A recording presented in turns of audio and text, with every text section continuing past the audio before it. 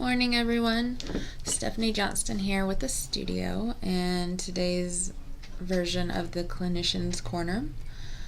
I thought with recent the world as it is, we might do a little loving kindness meditation. So I'll kind of just talk to you about it a little bit and then run through how I do it. I've been a Buddhist for 15 years or so, and this comes kind of directly from it. But it's a great mindfulness meditation practice as well. It's kind of one of the more advanced ones. So I would wait until your clients are a little bit more comfortable with mindfulness before you might bring this one in. It can be very emotional and kind of intense, so just prepare for that as well. So, a loving kindness meditation. It's also called Tonglen. So you get into your normal mindfulness meditative pose and kind of get centered on your breath first. And then there's a few different ways to organize it. I like to start broad. So we'll start with like the world at large, and then we'll come smaller to maybe somebody that you don't know very well, that you kind of run into just by chance, you don't really have a relationship with. So this would be like a store clerk, your mailman, just people that you kind of know and associate with a little bit, but don't really have a positive or negative relationship to. Then I would move it to somebody that you do care for. So a loved one, a partner, a spouse, a child, someone that you do have loving feelings toward and warmth. Then I would move it to, and we're kind of getting more and more intense as we go. Then you can kind of switch it up here. You can do yourself here. I think yourself is kind of the hardest one. I like to end with the self. So after I do someone that you do have loving feelings for, I go to someone that you don't, so a difficult person. And this will all make sense as we do it. So then a difficult person in your life, and then finally ending with yourself. So as we do the meditation, we're going to be sending out kind of, however you want to frame it, positive vibes, good juju, thoughts and prayers, warmth, loving energy, loving kindness to these various entities. One of the other hard parts about it is that you're breathing in the pain, sadness, difficulty, bad juju, and you're breathing out the warmth, loving kindness, brightness, good juju. And so sometimes people can get really stuck on that's so conflictual to what our normal mode is. We want to push away all the bad and bring in all the good. And so this is kind of a very counterintuitive process, but it's also very powerful. So I'm not going to do a full loving kindness meditation with you because I would spend probably at least 10 minutes on it, if not 20 in session. But we can kind of, I'll take you through what it would look like in just kind of a fast forwarded version. So if you're out there watching, listening, go ahead and practice this now and see what it feels like for you to go through it as well. So close your eyes, take a few deep breaths and settle into this moment. And just listen to my voice. And get into a place of stillness, get into your mindful pose. Breathe in, breathe out. Notice your body in this space. And now I'd like you to call to mind just the world at large and all the sentient beings on it, all the people and animals and trees and just this living organism of the world. And imagine that you're breathing in pain and sadness and grief and despair and loss and darkness. And as you breathe out, that is transformed into loving kindness, light, energy, positivity.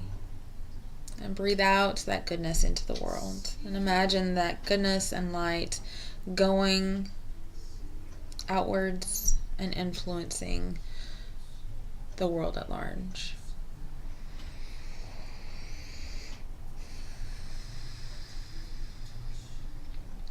And now call to mind a neutral person. Imagine someone in your life that you see on a random, kind of usual basis. So maybe it's your daycare worker, or maybe it's the clerk at the store you go to. Just call to mind someone that you have neither positive nor negative connotations with. And now as you focus on them and their face, breathe in their pain, their darkness, their sorrow, their losses, and breathe out to them the positivity, the warmth, the energy, the kindness. And imagine them accepting it and being warmed and healed by it.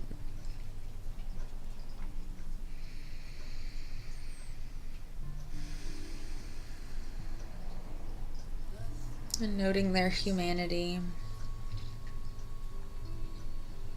noting their difficulties, their trials, and breathing in that and breathing out your own strength and warmth and energy to them. Now call to mind a difficult person, someone in your personal life, someone in the news, some political figure. And though your mind and your body may react in aversion to this, just be flexible with it and bring in their pains and their sorrows, because all human beings in this world have heart. So call to mind that empathy, bring in their pain and darkness, and breathe out to them warmth and kindness and love and generosity and healing, and surround them with that light of loving kindness. Maybe this is a friend that has wronged you, or a family member that is difficult for you. We're sending them the loving kindness just as much as to our loved ones.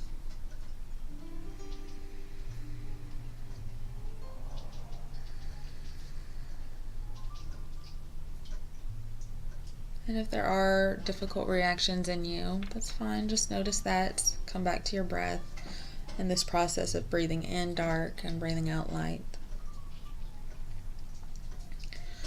Now call to mind someone that you do love, some person that you really wish well for. And this too can be anyone that is struggling. So maybe if you are aware of even strangers that are struggling now, anyone that you have kind, caring feelings toward, that warmth towards, imagine just sending them love and light and warmth and energy.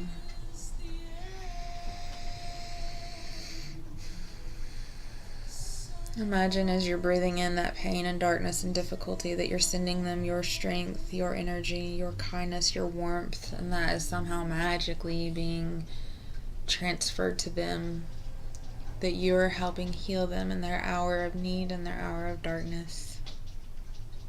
You're taking some of their pain and you're transforming it with your loving kindness and sending them warmth and positivity and energy and healing and comfort.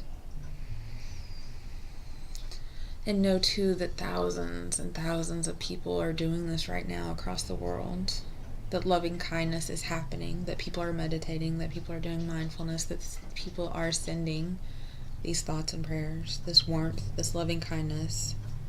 But this is an active, almost physical, literal practice of imagining that light going to those in need. And as human beings, we are all in need. Now finally, call to mind yourself and breathe in the darkness and feel it transformed, and breathe out the light and warmth and kindness and loving energy and compassion to yourself. And know that you too have been the object of others' loving kindness, and that you have been getting these warmth, energies, thoughts, this powerful waves of compassion has been sent to you, unbeknownst to you. But it's happening right now. I'm sending it right now to you.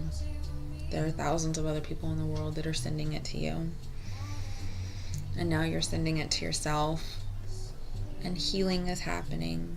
Support is happening. Compassion is happening. We are all connected in this metaphysical kind of way. And take a few more deep breaths in and out. And again, breathing in darkness, breathing in pain, breathing in difficulties and trials and tribulations, and breathe out this warmth, compassionate, healing presence. And now take one last deep breath. And as you exhale, open your eyes and return to the room. So that is a very abbreviated version of loving kindness. And I think I switched it up. You can, to your own personal preference, you can order it by whomever you want to send it out to first and second, whatever. It's powerful, right? It can bring in a lot of tears. It can be a very cathartic thing. It can be a very difficult thing. So use it with caution. And it's a very spiritual, powerful, philosophical, metaphysical kind of tool. And if people are of different religions or backgrounds, or atheist, agnostic, it can mold itself to any of those. It fits all of that, right?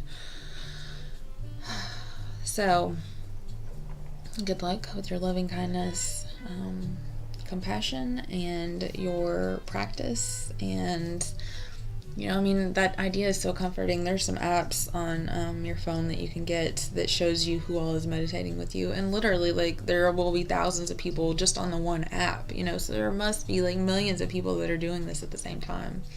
So as dark and painful and difficult as the world is, and as much of that out there and suffering that there's also this counterbalance of compassion and love and help and warmth that is happening. It's just not on the 24/7 broadcasts. So much love to you all and loving kindness. And this has been your Clinician's Corner. Look forward to seeing you next week.